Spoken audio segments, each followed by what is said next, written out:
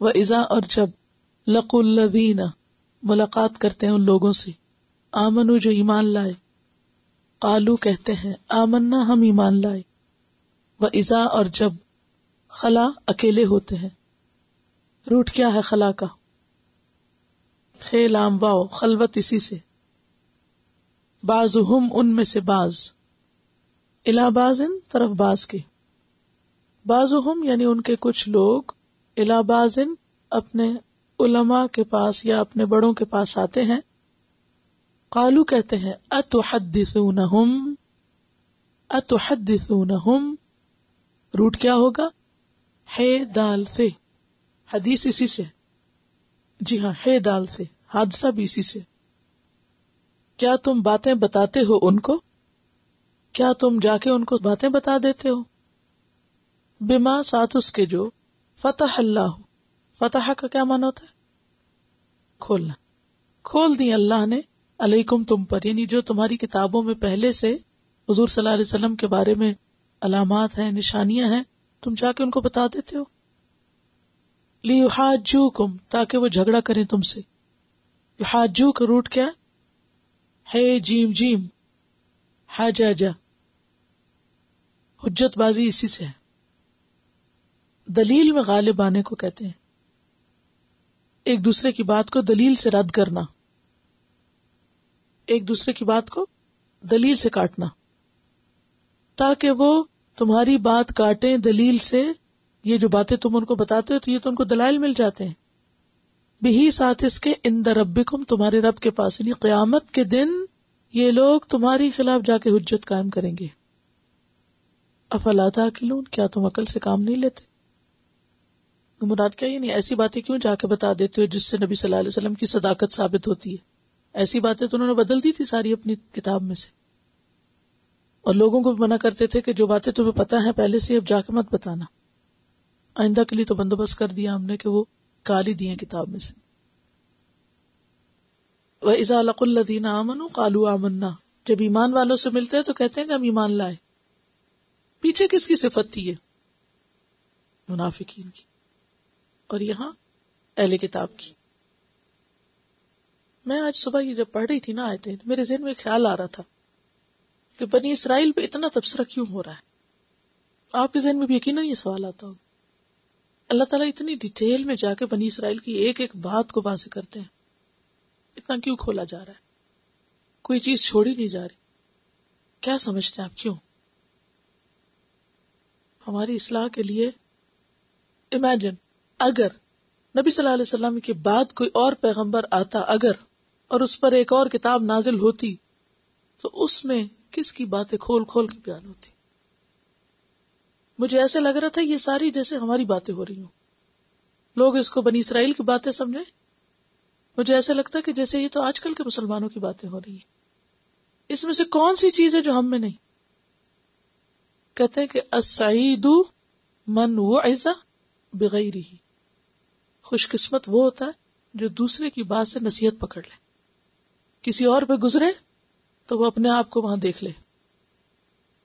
سوچ رہی تھی کہ آج اگر قرآن اترتا تو یہ ساری باتیں مسلمانوں کے بارے میں کہی جاتی کہ تم میں سے کچھ لوگ ایسے ہیں اور کچھ ایسے ہیں اور کچھ ایسے ہیں. یہ اپنے دور کے مسلمان تھے، یہ اپنے دور کے مسلمان تھے، کتاب والے تھے، پڑھے لکھے لوگ تھے. آپ دیکھیے کہ یہاں کیا کہا جا رہا ہے کہ یسمعون کلام اللہ. یہ کوئی عام لوگ نہیں تھے، یہ اللہ کا کلام سننے والے لوگ تھے. اور سن سنا کے من بعد ما عقلوہ، صرف پڑھتے نہیں تھے بلکہ کیا کرتے تھے؟ سمجھتے بھی تھے. پڑھنے سمجھنے کے بعد کیا کیا انہوں نے؟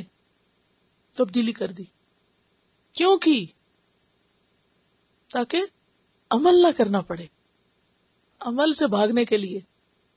اور آج ہم مسلمانوں کے اندر ایسے لوگ موجود ہیں جو کلام اللہ کی تفسیر بھی کریں گے لیکن اصل کانٹیکٹ سے ہٹا کے بات کریں گے تاکہ ہم نئے زمانے کے ساتھ چل سکیں، لوگوں کو خوش کرنے کے لیے. اللہ تعالیٰ ناراض ہو رہے ہیں کہ دنیا کے فائدے حاصل کرنے کے لیے تم کیا کر رہے ہو؟ ثمناً قلیلا لینے کے لیے کیا کر رہے ہو؟ اللہ کا کلام بیچتے ہو. اللہ کا کلام بدلتے ہو. آج بھی آپ دیکھیں کہ ایسے لوگ صرف دنیاوی فائدوں کی خاطر دین کا حلیہ بگاڑتے ہیں. وہ کہتے ہیں کہ آج نئی تفسیر ہونی چاہیے دین کی، ایسی انٹرپریٹیشن ہونی چاہیے جو آج کے دور کے مطابق ہو. قرآن کے اندر ہمارے آج کے دور کے سارے مسائل کا حل ہے. یہ الگ بات ہے کہ ہم خود نہ سمجھیں، خود نہیں بدلتے، قرآن کو بدل دیتے.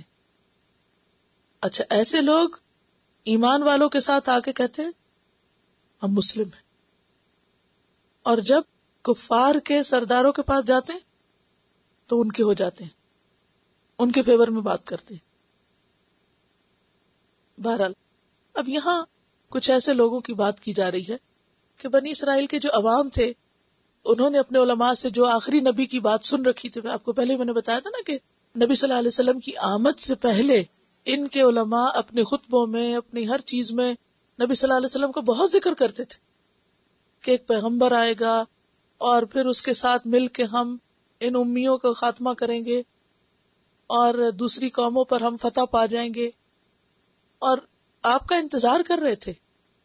اور انہوں نے ساری وہ علامتیں اپنے لوگوں کو بتا رکھی تھی کہ یہ اس کی نشانیاں ہوں گی، کیونکہ تورات میں ڈیٹیل کے ساتھ آپ صلی اللہ علیہ وسلم کا ذکر ملتا ہے، نام تک ملتا تھا، ساری نشانیاں انہوں نے دیکھی. لیکن پھر کیا ہوا؟ یعنی تورات میں مواد موجود تھا، یہ لوگ عوام کو بتا چکے تھے، آپ کی آمد کے بعد بھی بتاتے تھے.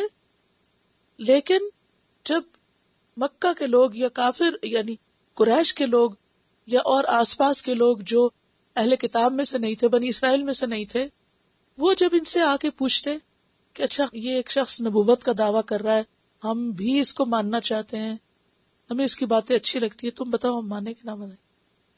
تمہاری کتاب میں وہی باتیں لکھی ہے جو اس کے اندر یہ صفات. آپ کو معلوم ہے سلمان فارسی کیسے مسلمان ہوئے تھے؟ وہ جو انہوں نے علامتیں سنی ہوئی تھی وہ آ کے انہوں نے حضور میں دیکھ لی. ایک مہر نبوت دیکھی تھی، دوسری کیا دیکھی تھی؟ ایک دن صدقہ لائے، دوسرے دن تحفہ لائے. صدقہ نہیں قبول کیا، تحفہ قبول کر لیا. تو یہ علامت انہیں پتہ تھی، وہ اہل کتاب سے سن چکے تھے، وہ سچے تھے، وہ ماننا چاہتے تھے نا، وہ اپنا ملک چھوڑ کے ہی اس پیغمبر کی خاطر آئے تھے کہ وہ حق کی تلاش میں تھے. لہٰذا جب انہوں نے دیکھ لیا، دو چیزیں ٹیسٹ کی، یہ وہی ہے، فوراً ایمان لے آئے کہ مجھے حق مل گیا. اب ان کے عوام کو پتا تھا، لیکن یہ اپنے عوام کو بھی کہتے تھے کہ تم کیوں لوگوں کو جا کے بتاتے ہو، کل قیامت کے دن یہ لوگ تمہارے خلاف گواہی دیں گے.